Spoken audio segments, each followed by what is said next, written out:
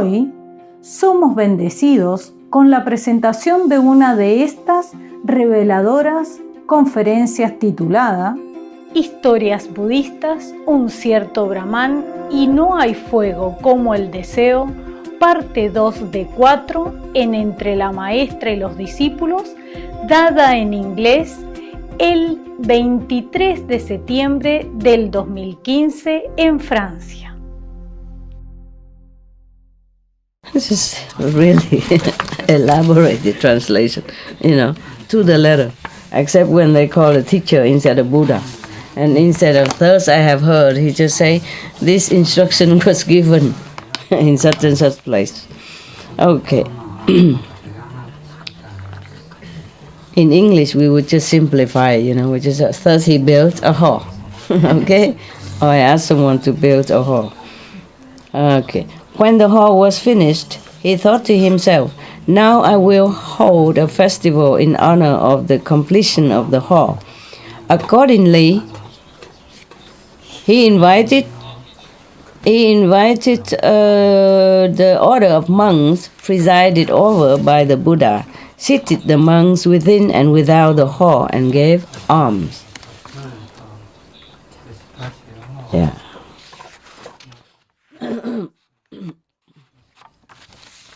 Give alms, give food or offering clothes or whatever the monks need.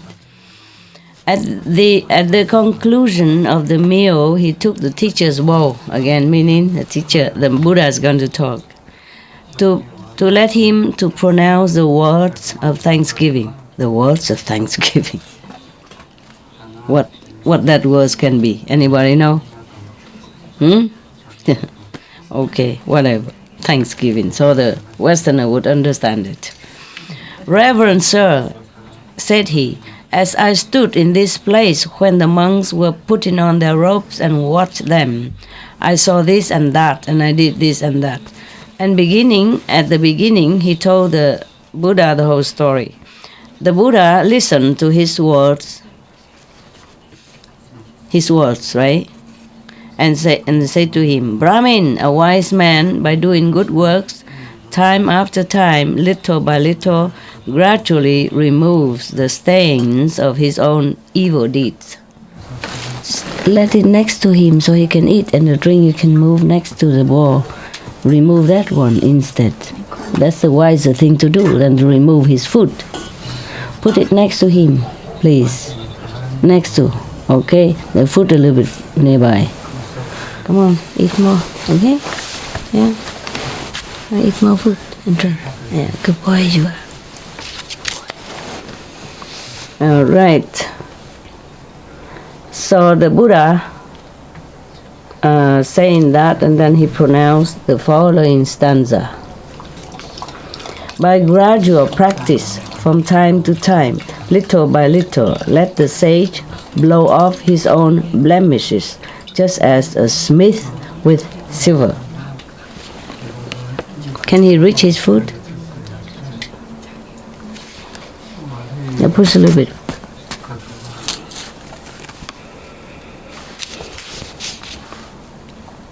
Okay, now this is another story. But it was not a very interesting story, but it's about doing good work and earning merit. The bondswoman Puna, I think I read that to you, right? Yeah. Yeah. I remember that. Treasure kaput. I read that already. Single rope already. The naked ascetic also already. Yeah. Copper tooth. The thief killer already. Wow, I read a lot. Husband honorer we didn't read. Okay, huh? Yeah. Yeah, I even read to you the story of the one who criticized everybody. Yeah? The one who don't speak, he criticizes. The one who speak, detail, he criticizes too long. The one he make it simplified, he also criticizes. So when he come to the Buddha don't say anything anymore. Just say everybody will be criticized anyway, one way or another. Okay.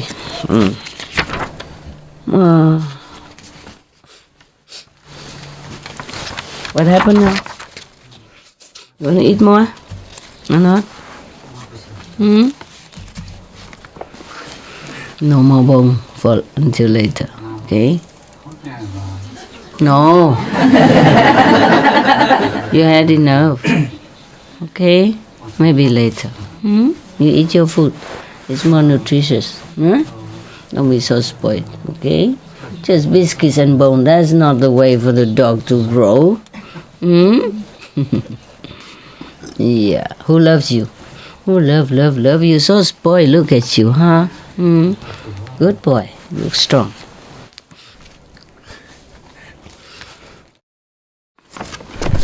Yeah. You had enough. What's this? Is it good? You want to serve yourself. It's not a self-service restaurant. Am I your waiter or something? Do I have tip after that? You really like this, huh? Oh, next time I don't let you come here anymore. You keep eating this. Not too good. All right, maybe it's good. Who knows? Yeah, it's good for you. Go eat it over there. Sit and eat. Sorry. Okay. I don't know.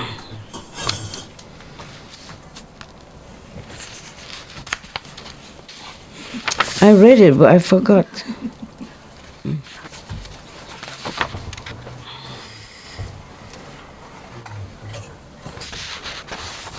You could eat this forever, no? Yeah, but this is not real food, is it? Huh? So spoiled. Look at him. He's so big already. Look at that, huh? Eating only this. It make you fat. I read some of this, but it's not very interesting. Not like exciting like those stories we read before, huh? Right? Because maybe the translation also. Did I read you story, The Certain Monk? No. I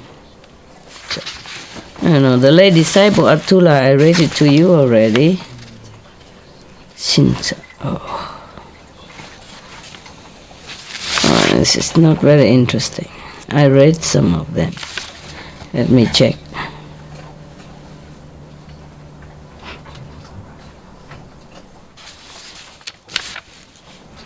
It's not very... Maybe I should not read it first.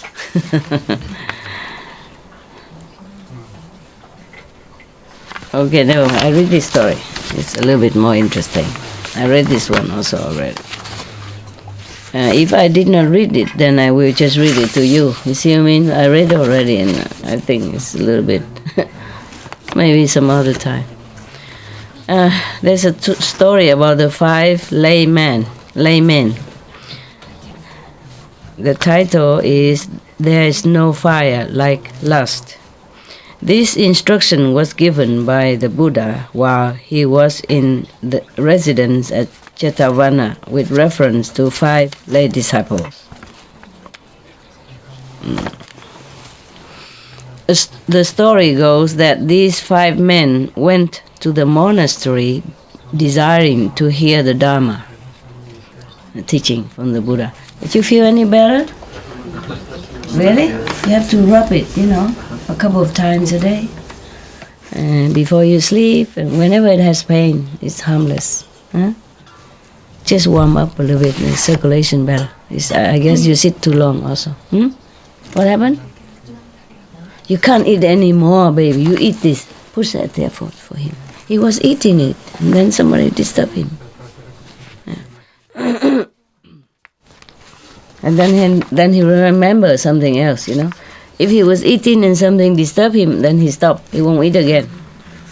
Until maybe many, many hours later. And here, because he saw this, he remembered it, so he don't even want to go back there. Eat that. Eat your food. Huh? Be a good boy.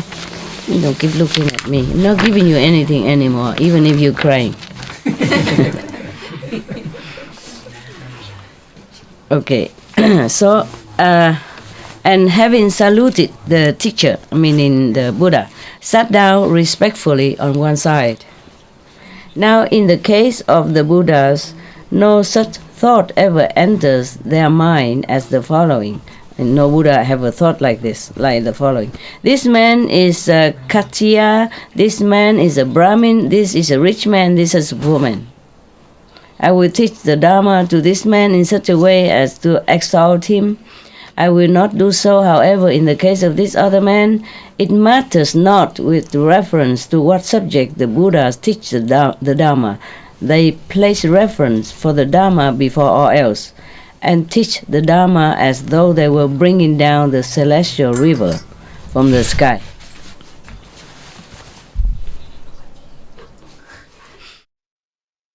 Meaning the Buddha just teach them if they came to him. Yeah, it doesn't matter if this person is rich or poor, or less favorable than the other person. Yeah. So here Buddha is teaching 5 persons because they came and asked him. Maybe initiation or something. I said no. No. What part of no you don't understand? Huh? I love you. It's just it's too much of that food. No good. No good. A kiss instead. Nah? Kiss. All right. But though the Tathagata, mean the Buddha, taught the Dharma in this way to the 5 men who sat about him, one of the 5, even as he sat there, fell asleep. Sound familiar, no? Another sat and dug the earth. Nope. Can somebody put this up there for me? Put this up there. I take some. No, that's for later, in case. I really mean it this time, okay? It's not too good for you to eat this thing too much of fatty fat. Another sat and dug the earth with his finger, playing with dirt. Sit there and just dig. Dig in the earth with his finger. Another sat and shook a tree. Yeah, we have olive tree outside. Another gazed at the sky. Wow, all sound familiar to me. No. Okay. Only one listened attentively to the Dharma. So all 4 of them had issues. Yeah? Only one is listening to the Buddha. Oh. You playing with this? Oh my God. 5 persons came. Only one person really listened. How many are you listening here? Huh? How many is listening to me? All right. Even sat and shook the tree. God. What for they came to the Buddha if they're just doing that? One is looking at the stars, sky, one is shaking the tree, and one is digging the earth with the finger, playing. And one is fell asleep. Yeah. We have it here too. some occasions. All right. So as the elder monk, the monk Ananda, stood there fanning the teacher. Oh, now I know he's fanning the teacher, the Buddha. Nobody told us that he's fanning the Buddha before. We just heard that he's the Buddha's attendant, but we never heard that he's fanning the Buddha like that.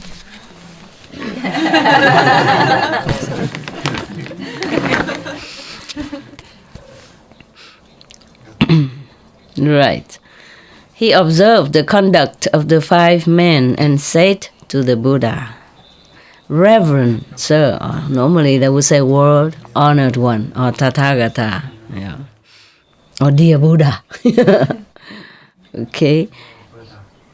You are teaching the Dharma even as thunders, the thunder, which accompanies a heavy rain. But even as you teach the Dharma, these men sit doing this and that. So the Buddha said, Ananda, do you not know these men? No, sir, I do not know them. Okay, the Buddha said, of these 5 men, he that sits there and sound asleep was reborn as a snake in 500 states of existence, in 500 lifetimes. And in each of these states of existence, he laid his head in his coils and fell asleep. Therefore, at the present time also he is sound asleep. So now you know, if you snore, then we call you snake. Or ex-snake, ex. Former snake. Yeah.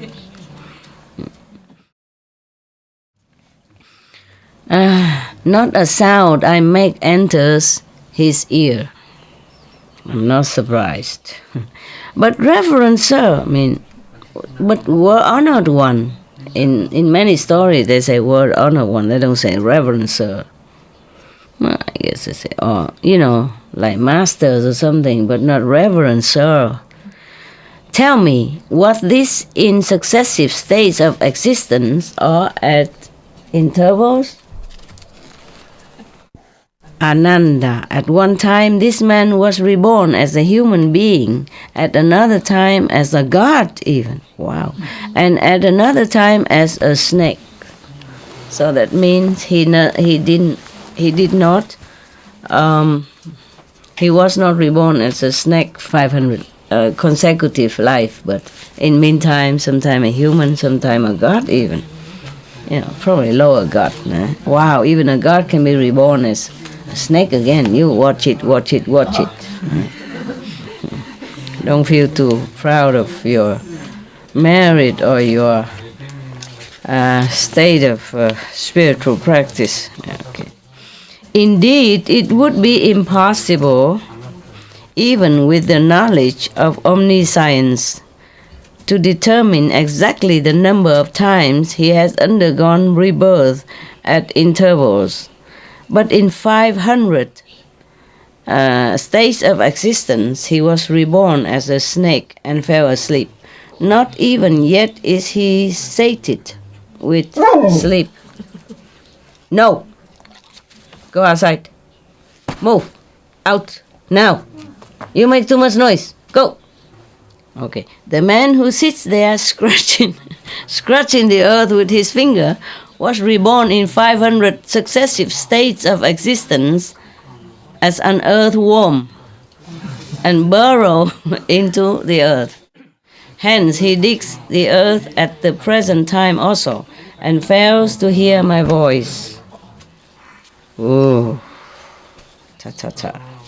The man who sits there shaking a tree was reborn in 500 successive states of existence as a monkey, and from sheer force of habit acquired in previous states of existence, he still continues to shake a tree, hoping coconut fall down. I think. He didn't say what tree, but a monkey, they do that. So then they climb up, get some coconut tree, and just bang their butt with coconut tree, hoping it to open. Oh, I felt terrible. I saw it on TV. So he still continues to shake a tree, and the sound of my voice does not enter his ears. They did really want to come to listen to the Buddha's teaching, but the sheer force of karma from former lives make them doing what they do, doing what they did. Okay, right. So be careful. What are you guys doing? I'm just checking. Anybody asleep? Then we know. 500 lifetime snakes. Did anybody shake my olive trees outside? Huh? Leave them alone, huh? They did nothing wrong to you. Trees do have feeling, you know. Okay. All right. Anyone else is scratching the earth today? Sitting there and just digging or writing stuff?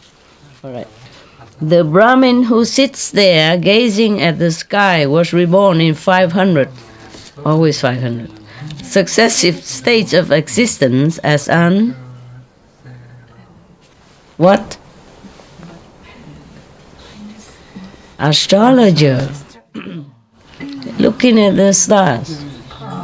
And therefore today also he gazes at the sky just the same. I work hard, so I get sick sometimes. You guys sometimes bring presents, unwelcome present. I told you I don't take any gift, but you still give. So I get sick sometimes. It's normal, okay? No problem. Yeah. Don't make me too wholesome, like I'm never sick, I'm never weak, I'm never ill. I am all that, okay? Because of? Wow, how did you know? How could you guess? My God. Psychic power, huh? Okay. All right. I'm not very proud of it, but I don't try to hide it. Yeah. If you're looking for Buddhas or a master who is never sick, who is never laugh, who is never cry, who is never smile, who is never show any emotion or any human's feeling, then that is the one for you. You sit there. You see that? You see the black Buddha there? That's the one you should bow to. Yeah. I don't know how I got that Buddha there. But I like Buddha statues. Yeah. I don't bow to him or anything. It's just a respect, you know, for a great master. Yeah, as the story goes, you know it. Yeah, the love of the Buddha must be so immense that he undergo all that again to earn the merit in this physical world so that he can teach physical being and share the merit to save them. See what I mean? Because the Buddha, in some story, he admits that he has been a Buddha immeasurable time, immeasurable aeons ago. He's not the first time became Buddha, Shakyamuni under the Bodhi tree. No, has been Buddha a long, long time. But in order to teach those, I don't know what they call it again, yeah, or whoever, the one who dig the earth and the one who shake the tree and the one who gaze at and the one who snore, yeah, it's just that so much sacrifice, yeah. But I like the Buddha statues because it's very simple and peace, you know, it represents simplicity and peace, yeah. It doesn't look suffering, understand? It reminds you that we can all become peaceful like that, you know? And become Buddha, yeah. And it seems like a peaceful energy, you know, a peaceful representative. Because if any others, then it feel calm, you know what I mean? Yes. Remind you to meditate. You see what I mean? Because the Buddha, most of the Buddha statues, or either he's sitting in meditation, yeah, or he also sitting calmly or teaching, yeah, with his hands, or he's reclining on the right side and also very calm. Always kind of restful. Understand? Restful and peaceful. Yeah. There is no symbol of vexation or symbol of any violence or war, you know, about the Buddha statues. That's why it is good to have it. If you want to, it doesn't matter. Yeah, you are shopping for food, huh? I'm not giving it to them for you. You eat enough for now, okay? If you go eat your food, I'll be very, very pleased. Hmm? Look at you, huh? What is this? You pretend you don't understand anything, huh? I know you do. Okay, so now the man who sit there, yeah. Oh, so this ex-astrologer in many former lives just sit there and gazes at the sky just the same, and the sound of my voice does not enter his ears. The Brahmin who sits there listening attentively to my teaching was reborn in 500 successive states of existence. Just meaning is repeated many times of life, many lifetime. It doesn't mean really everyone is reborn 500 times. Just meaning that if you are repeatedly reborn, especially when successively reborn as one in one state of existence, one kind of existence, one type of animal, one type of profession, then you're so good at it that even after you reborn and not doing that, you still try to do that, or habit will force you to do that. That's why we have many genius, you know, young and at children age, they already can play piano, they can solve math, difficult math concept, and can invent many things already, which adults cannot do, or being adapted at the master have some kind of work that other adults cannot even do it, or even same profession, like same even adult. Many people have same profession, but one excels and the other also. Even same doctors, degree, study in same with the same master, study same school, same time, but one doctor will be better than the other doctor. It's like that. All right. The man who sit listening to the Dharma when the Buddha was preaching, he was reborn 500 successive in 500 successive states of existence as the Brahmin, versed in 3 Vedas. There's a kind of sutra of Hinduism, Vedas, devoted to the repetition of the sacred texts, and therefore listens attentively today also, as though he were putting together a sacred text. Anand, say again. But, World Honored One, your teaching of the Dharma cleaves the skin and penetrates to the marrow of the bones. Why is it that while you are teaching the Dharma, they do not listen attentively? So the Buddha say, Ananda, you evidently imagine that my Dharma is easy to listen to. And so I know many people during initiation, they also sleep, and then later they complain they don't have any experience. They hear nothing. Understand? Yeah, this is the thing like that. It's not like if you get initiation and you are equal, or you could even understand, or you could even let it run through your ears even. So the Buddha say the same stuff here. Yeah, so Anand was perplexed, so he asked again, but why, World Honored One, do you mean that it is difficult to listen to? Precisely so, Anand. Why is that? Reverend Sir Ananda, these living beings, during countless thousands of cycles of time, never heard of the Buddha, the Dharma, and the order, the monkhood, the Sangha, while the Buddha was still alive. Yeah, okay. It's a different kind of monks when they are under the living Buddha. Understand? When they study under the living Buddha, it's different than when the monks who just study after that, from the text only and trying to live according to the teaching. They probably don't have as much power. Yeah, rarely we have as much power as the monks who study and practice under the Buddha when he was still alive. Understand? That's why the Buddha mentioned here, meaning this is special Sangha, special order of monks who are still there while the Buddha is still alive. Yeah?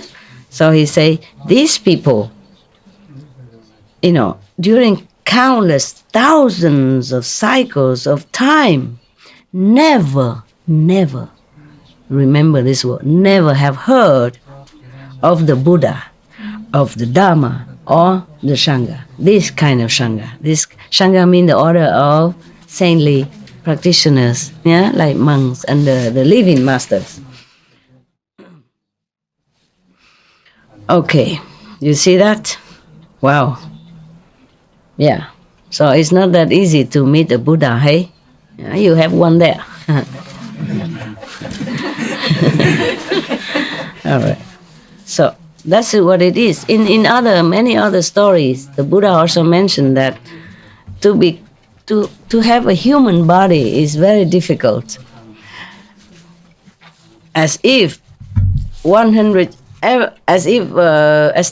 as if in the ocean, every 100 years or so, one piece of wood will float on the water, and that piece of wood have a big hole.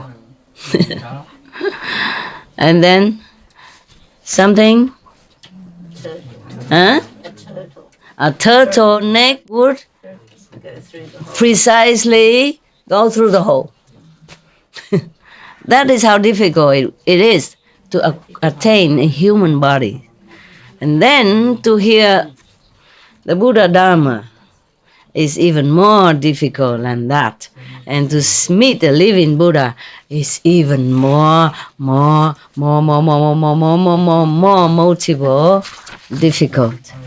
So whoever can see the Buddha, hear the Buddha's teaching, or being among the saintly practitioners are truly fortunate. Yes, that's why the Buddha said it's very difficult to hear my Dharma. It doesn't mean his Dharma is difficult. Is it difficult? No, huh? We understood, right? Whenever the Buddha says something, like keep the precepts, the four noble truths, we understood everything, no? It's not difficult. It's just very difficult for the people who has never been acquainted with the Buddha and the Buddha's teaching. They had not enough merit, all this existence until now. So therefore, when they see it or hear it the first time, they doze off, or they don't understand a thing. They try, otherwise they wouldn't go there. What for? Understand? Men are normally not easily to go and submit themselves to another man when they don't know yet. They just heard that he's a Buddha. So they trust and they believe in the Buddha, so they went there wanting to have something from him. They don't waste their time. Men, they would go out, play football, or listen to World Cup instead. Watch on TV. Understand me? Or go in the bar somewhere making joke in the bar. But to go all this way, in the old time, even have to walk. You understand me? It's not easy like today, drive by to listen to a master teaching. drive by teaching. So easy, Or fly, few hours and you can see the teacher no matter where you came from. Those days, you have to walk a long way, under the heat, under the rain, under the cold weather, who knows what. Okay? Yeah. So that means these 5 people truly want to know. Or even not, at least they're curious to know. So they waste their time walking on such an uneven road in those days even, who knows? Not good shoes. And then go there and listen to the Buddha, but cannot. Too much heavy karma. So therefore, even if you sit in front of Buddha, you try hard, but you can't listen. It's not because you don't want to. The force of karma is so powerful like that. So powerful. Even in front of the Buddha, you still fail to understand or to listen to. In the Bible also, it say the same. Hearing you hear, but you do not listen. And what? Seeing you see, but you don't understand. That is the thing. How familiar, huh? How very in different religion say the same stuff. Yeah, people don't understand such simple things. Yeah, even the prophet, great prophet Muhammad, peace be upon him. We have to say that. It's a tradition. Okay. Even his cousin, still did not understand what the master was talking about. So he still have to keep telling him, "Don't eat that. Don't eat that thing. That low quality will come within you." Meaning, don't eat meat. Okay. All right. Yeah. And in the Bible also say you don't be among the wine drinkers and meat eater. But not many people understand that. It's so simple. Isn't that not simple? Is it simple? Yeah. I mean, don't drink and don't eat meat. But how many Christians do that? How many? Rare, huh?